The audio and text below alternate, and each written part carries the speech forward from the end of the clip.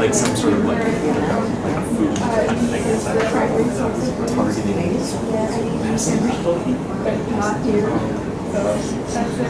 it's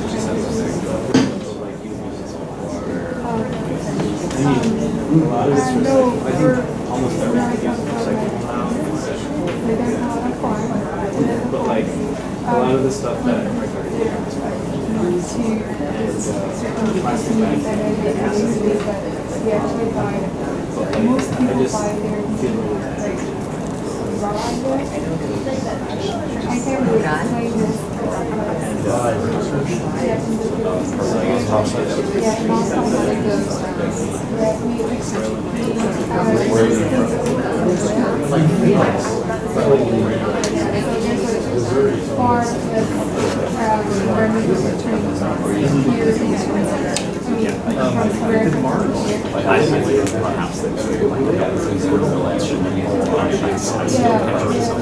feel most people buy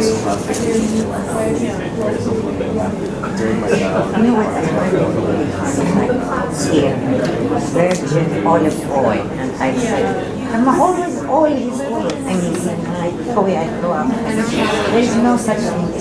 That's the way olive oil has to be, you know. And why something that this is they make it so complicated.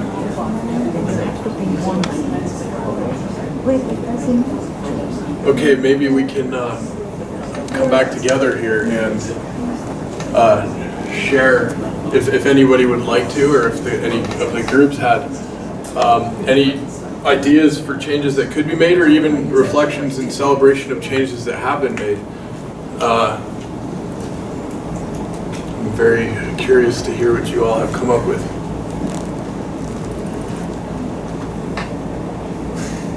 Yeah. I've committed to only shopping at thrift stores for clothes because I view fast fashion as like a huge problem. I only go to thrift stores like a thrift store, and it's also way less expensive. Beautiful. So shopping for clothes only at thrift stores, and you view fast fashion as, what was the word? Problematic? Yeah, very problematic. And it turns out that you get a financial benefit from this as well. Cool, I love that. I love those layered wins. That is part of what we're talking about when we're talking about cultivating thriving, is layered wins. Yeah? Over the past year, I've become a vegetarian. And I didn't do it for health reasons, but mainly for ethical reasons, just because we waste so much carbon and water energy in order to process mainly the red meat in, like, especially in the United States. And that's for some parts of the country, a huge staple of their diet is meat, like Burger King, Wendy's, McDonald's.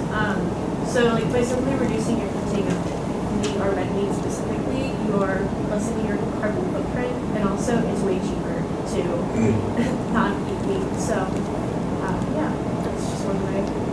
Thank you for sharing that. So you have, in the past year, become vegetarian and made a commitment not to use the resources that go into meat production, and you're saying that in particular how we do red meat production is especially resource intensive, water and carbon specifically. Thank you. Yes? Mine was more at my age, probably not knowing or being aware of so many poisons that are in the environment, that are in the home. I was thinking today, I cleaned the toilet and I used Lysol, and the cat was around, and it was sort of like, get away, it's messing in my toilet. And it was like, I have no idea really what's in that product. Yes. I have no idea. I flush it, it goes down like Michigan. Yes. And it's something that I know now that I really have to make a point to become more aware of and not just become aware of, but make changes. Make changes. Beautiful. Thank you. That I love hearing that. It speaks to, and you know, for those of us who have clean toilets, I've done a fair share of that myself. It speaks to, there's a certain humility in all of this. And we have a whole lot of products that are poisonous to ourselves, to our pets, to even friends, family, neighbors, and of course our surrounding environs.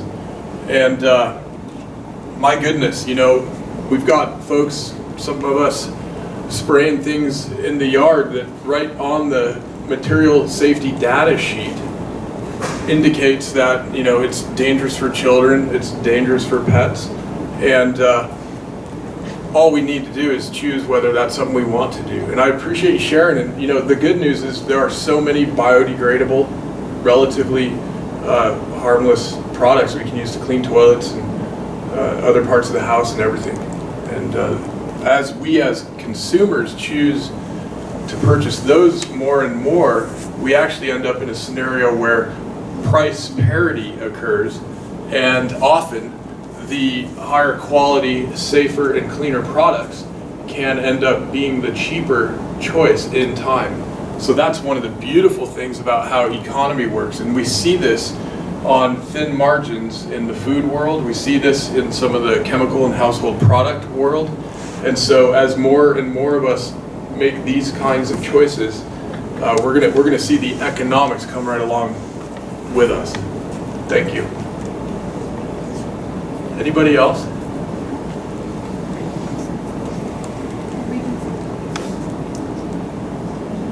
All right. Very good. So, Mike and I were talking last night, and with Megan as well, and talking about how in the Catholic tradition, there's a sense of the economy of our own self and body, that oikos, that comes up. And I'm not a theologian. I'm not going to attempt to unpack that for you all. But I will suggest that when we're thinking about economy, we can think about it in three scales: the self, the community, and the earth. And I think we find in traditions, a few references were made earlier to some of our Native American traditions. We find traditions all over the world. We find in the Catholic tradition a rich heritage that presents a framework and presents a very robust and holistic way of thinking about all of this. And we are all, it's interesting sometimes to me that we often end up sort of fascinated by and almost aggrandizing what we call Native American culture.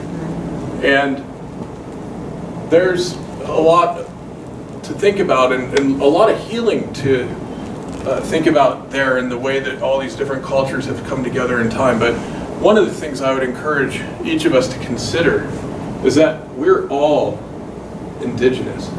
We're all native people to this planet.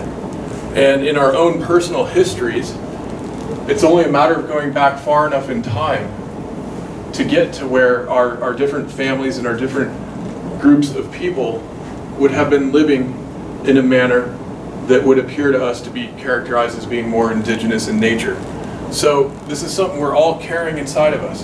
And we have an opportunity now, in this era, to take some of what's good from different times, different eras, and different cultures, and marry them together with what's good from our own time and culture and tradition. And so, what if we all behaved as if we truly were indigenous and from one common humanity and human tribe on this planet? Community and self and earth. In the sustainability world, this is thought of as working to benefit people, planet, and make profit in the world of business. And more of us are, if not already doing this kind of work, going to have the opportunity to do this kind of work in the world. And guess what happens as more and more of us skilled, intelligent, and educated folks choose to work in the arenas of sustainability? Guess who ends up with competitive advantage? Guess who ends up with the most innovative communities of people helping to create the future? I assure you, some of the biggest corporations are starting to get really scared at the brain drain effect. The fact that more and more folks who have incredible skills and talents want to be working in service to Earth and in service to humanity, period. And many of the large corporations are now trying to make changes in that direction, sometimes through acquisition, sometimes through innovation, but frankly, a lot of them are a bit nervous now about this brain drain. We live in a time when innovation is starting to occur at such rapid pace that we're seeing a whole lot of shifting and changing out there in the marketplace. And that all comes down and starts with one thing: each of us. All right, Patrick? Yeah. And each of us is also an ecosystem. And when we're thinking about how we think, it behooves us to become expert stewards,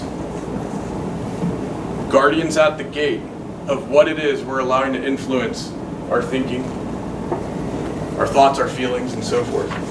And to become expert at understanding where all these influences are coming from and how much and when we're going to allow certain influences in. This is books we read, this is conversations we have, this is friendships we have in some cases. It gets at what motivates us. And these next couple slides, just to drop a seed with you all, who's heard of Maslow's hierarchy of needs? Okay, great. So you're probably familiar with this, having a sense that one must first achieve or satisfy a layer or level before going to the next, right? So one must have things like food and shelter before worrying about things like, well, esteem and accomplishment, right? In Maslow's career early on, he posited 5 levels, the apex of which is self-aware growth and actualization. I like to think of this as like Michael Jordan, right? Like if you've got a set of gifts and talents, and you cultivate those to be the very best they can be. He realized later in his career that there's actually something beyond cultivating our skills and talents for our own sake, for its own sake. And that is putting those cultivated skills and talents in service to the world and to humanity. And that he calls self-transcendence. And I believe as more and more of us choose to do this around the world, we are going to see a very rapid change and shift within a matter of years and create the kind of future we really want. Now, what this also means is that we're not going to make our career choices just in order to make the most possible money in the shortest period of time, live in the best zip code possible, and drive the best car possible, right? It actually comes down to making choices based on different values. And I think in our Catholic tradition and heritage, there is a rich and fertile ground for making a whole lot of choices based on more than just things like money. And this brings us to Wele, one of my favorite words. Now, somebody said, over here, it was you, right? You know this word. Do you remember what it means? Not 100%. Not 100%, yeah. So this word comes to us from Middle English. And Wele is the root from which we get the word wealth, right? Wealth. And boy, are we good. Maslow's hierarchy is essentially the map for the advertising industry, right? You want to get people to buy something, trigger their need to belong, and a few other needs or desires, and then you sell a whole lot of whatever it is you're trying to sell, right? We can get good at this. We can life hack our way through this and not be such susceptible consumers to the advertising we encounter. Remember back to this ecology of thinking? Now we get to choose what books we're reading. We get to choose perhaps even what media we're consuming, if maybe some television shows or what have you. One thing we don't really get to choose is all of the brand impressions we receive walking around, driving around, riding trains around, and so forth. There's a statistic by the time a child is something like 5 years old in our country, that child has received over 10,000 brand impressions and can recognize several hundred. You know, we are awash in this thing. And it's important to understand the Maslow's hierarchy piece of this to really start to begin to cultivate our own well-being. So waylay, which is our root word for this word wealth, originally means well-being. And when we're talking about cultivating well-being, that's the wealth that I hope we all pursue with tenacity. And within the framework of well-being, these other 4 essential nodes, nature, food, soil, and movement, are the keys that we have the opportunity in our own lives on a daily basis as a matter of sacred practice to engage and cultivate. And this is where we're getting at life hacking in terms of understanding how our own behaviors are influenced by pleasure centers, are influenced by our complex neurobiochemistry. These are things that some of the best and brightest on Madison Avenue, the advertising industry, have been working with since the 50s. We have the opportunity to rewrite, overwrite, and evolve what it is we're choosing to do and why.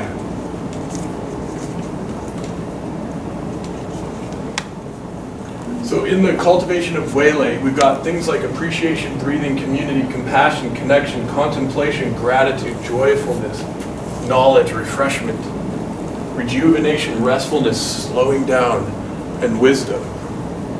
You can almost think of pursuing these things as an alternative to pursuing the new fill in the blank, the new whatever it is we might consume to try to enhance a sense of well-being, right? Often we purchase things wanting a sense of well-being and find it's pretty fleeting when it's through purchasing things.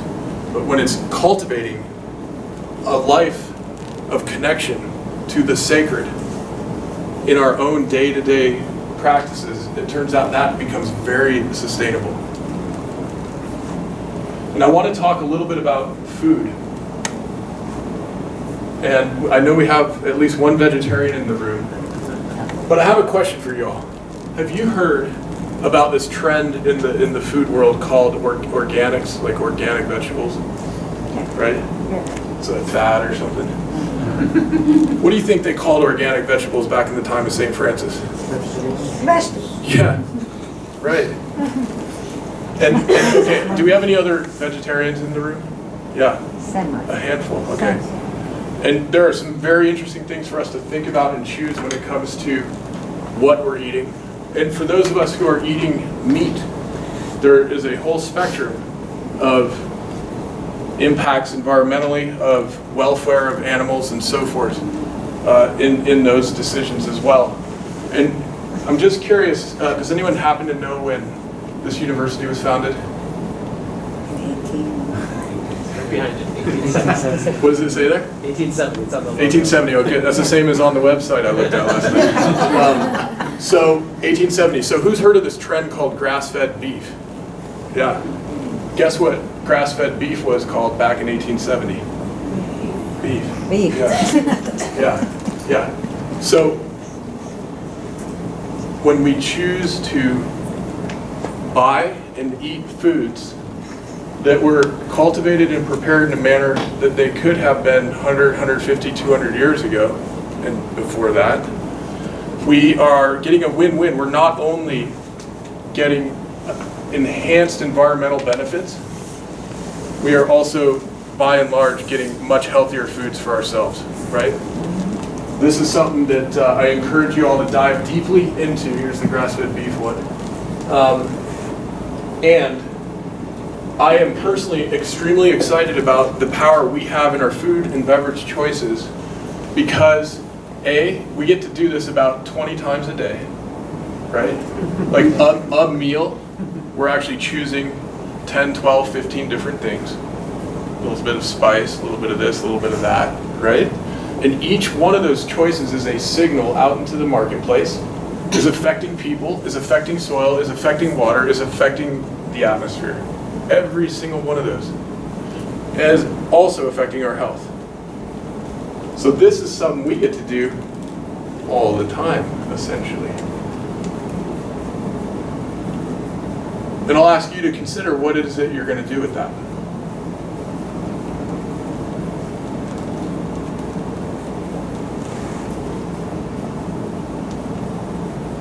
That's my grandpa on the left there, Grandpa Bear. Try organic food. That's what our grandparents called food. And then this is Joel Salatin, a hero of the regenerative and sustainable agriculture movement. Can you read what he's saying here? If you think organic food is expensive, have you priced cancer lately? We have laced our food system with carcinogens. We just have. And we can stop that right now. And we ought to.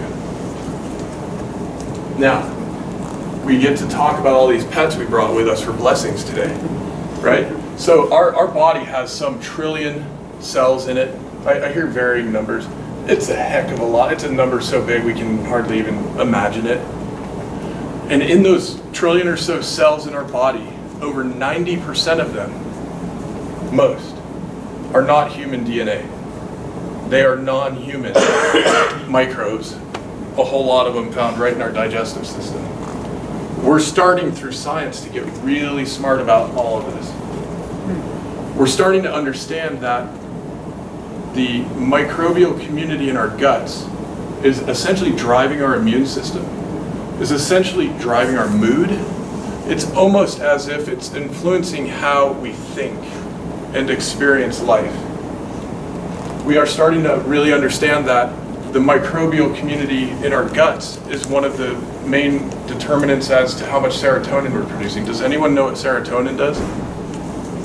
What's it do? Happiness. Yeah, happiness. Makes us feel good. Exactly right. I think that's something we want more of, probably.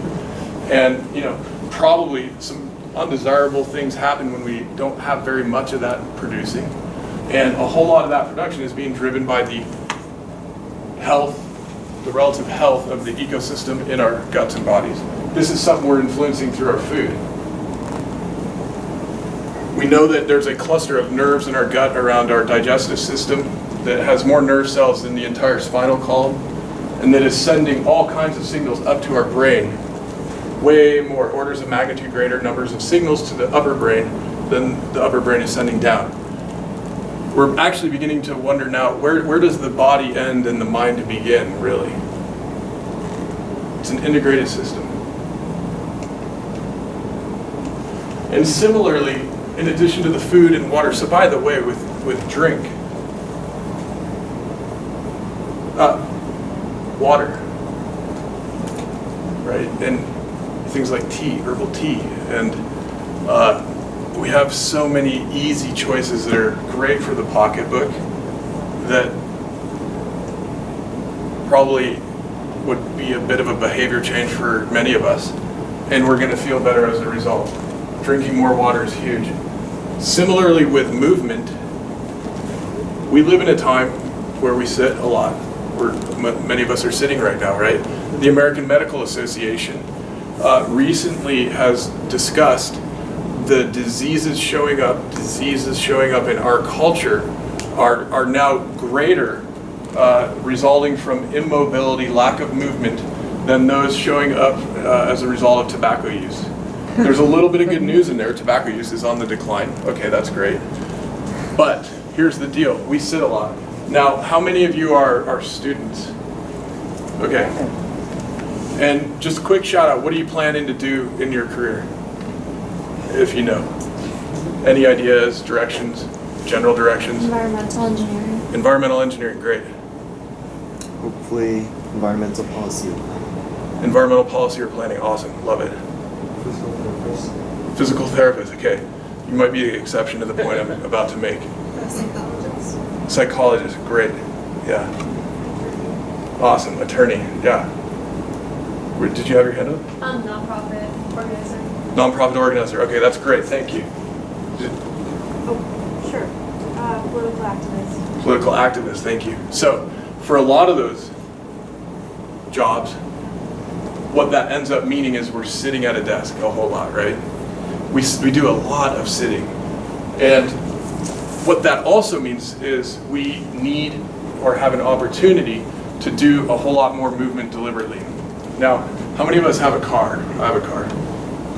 Yeah, some of us have a car, okay. Now, how many of us have ever driven a car to a store? Okay, yeah. Now, when you drive a car to a store, where do you try to park? Close to the entrance, yeah. I mean, it's like a game. You're like, you know, someone pulls out, you get that front spot, you're like, yeah, I just won. And you're like, what'd you just win? And you're like, a bunch of fewer steps, you know? And it turns out, you know, we are so designed for walking.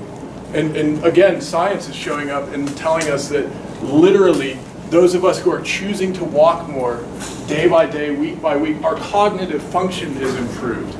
Our cognitive function is improved. Who doesn't want better cognitive function? I mean, I don't know. Probably a lot of us do, right? And the walking is a choice in many respects as well, going up a few flights of stairs, if we're only going up to the second or third floor or whatever. And we live in a time when our technology, our transportation technology, and our lifeways has us sitting a whole lot. And it's contributing to a bunch of other challenges that we face individually and as a society. So the whole movement thing is part of this sacred practice of sustainability in our own lives and taking care of our own temple bodies. If you're interested, Dan Buettner wrote a book called Blue Zones, where he cataloged a handful of communities around the world where folks experienced unusual longevity and very high quality of life, very healthy lives, and discovered there were a few key commonalities having to do with movement and diet, community and relationships. It's a great read. I encourage you to check it out. Now, who's heard of nature deficit disorder? I hope our psychology. Your psychology. Yeah, you've heard of this, yeah? What is it? Like has to do with like less exposure to the outdoors and like nature in general. That's exactly right. Yeah. How many folks do you think suffered from nature deficit disorder in the time of St. Francis? It was virtually impossible because of a few things: numbers of people, patterns of development, proximity to things like forests and soil and so forth. We're now at a time when, for many of us, it is a choice to go and engage with nature. Now there's some interesting research coming out here as well. Literally 5 minutes looking at living trees. So I see a few that direction, I see a few this direction. Literally 5 minutes looking at living trees has a noticeable and measurable reduction of stress hormones in our bodies, right? We are just beginning to understand the complex chemistry. It's almost like hormones that trees put off when we're out walking among them, in terms of how they affect our health and well-being as well. A deep and visceral connection with nature, I believe, is requisite for those of us especially who are hoping to have a positive impact in the world. If we're not connected with nature, we might, even with the best of intentions, get a bit off course. Has anyone heard of Thomas Berry? Oh, my hero. Yeah. Wonderful, wonderful writer. I encourage you all to check him out. In the Catholic tradition, an incredible thinker and writer. And he wrote this book, The Christian Future and the Fate of the Earth. The chapter headings alone will blow your mind of this book. And what he says is, as we lose our experience of the songbirds, our experience of the butterflies, the flowers in the fields, the trees and woodlands, the streams that pour over the land, and the fish that swim in their waters, as we lose our experience of these things, our imagination suffers in proportion, as do our feelings and even our intelligence. What if that's actually true? What if you knew this actually to be true? What would you do differently? Day by day, week by week, month by month?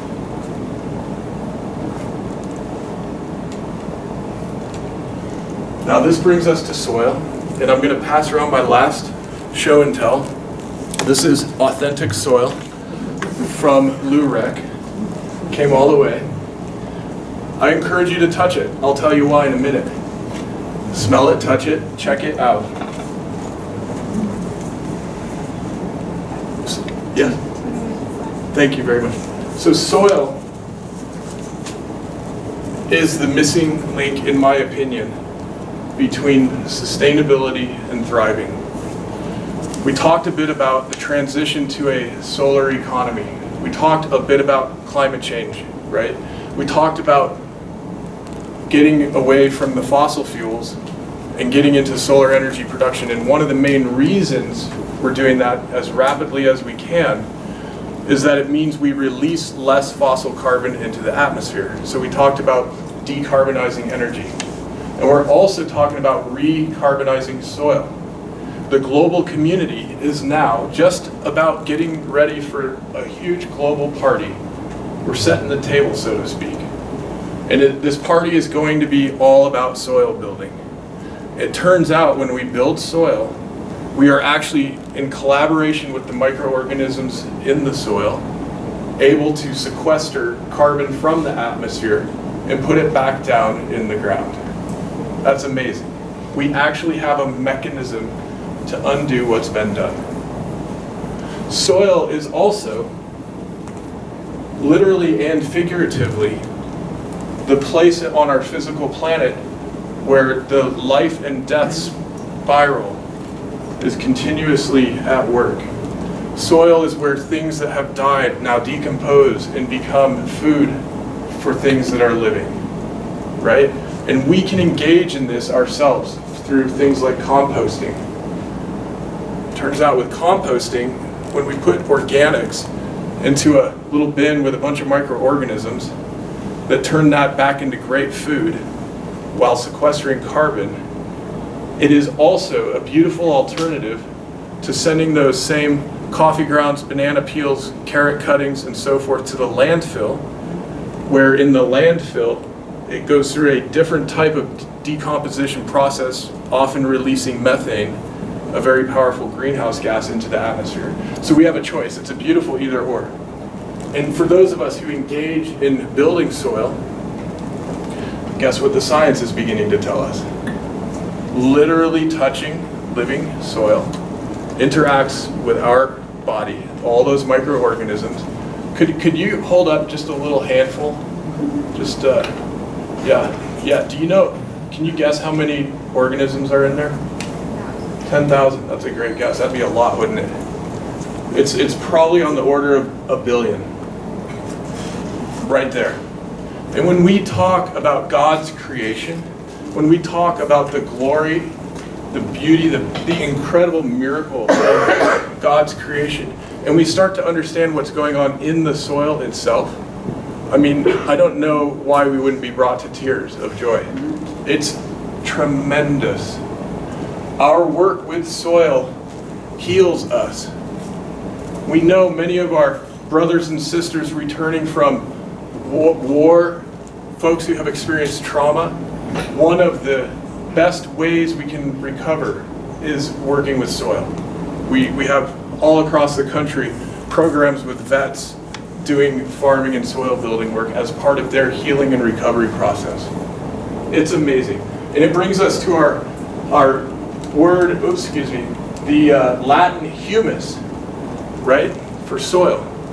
And related to the word human, the word humility, the word humor, humanity, there's something in there for us.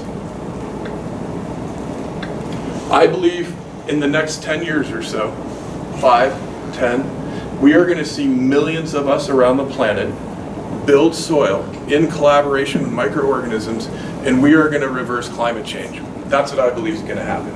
And I believe it's going to be one of the coolest, biggest, most awesome parties our species has ever experienced on this planet. And guess what? It can happen in our lifetime. We get to be here for this.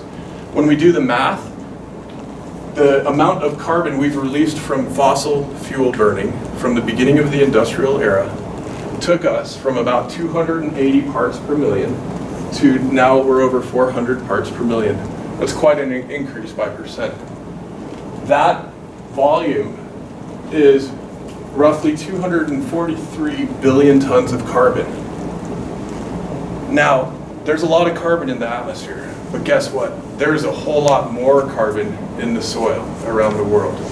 And to sequester that 243 billion tons of carbon equates to merely a 10% increase in soil carbon around the world.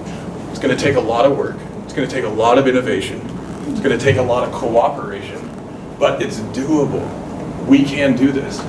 Those of us who are charged, who are responding to the call, are, I think, going to see this as being a very significant part of our work in the coming years.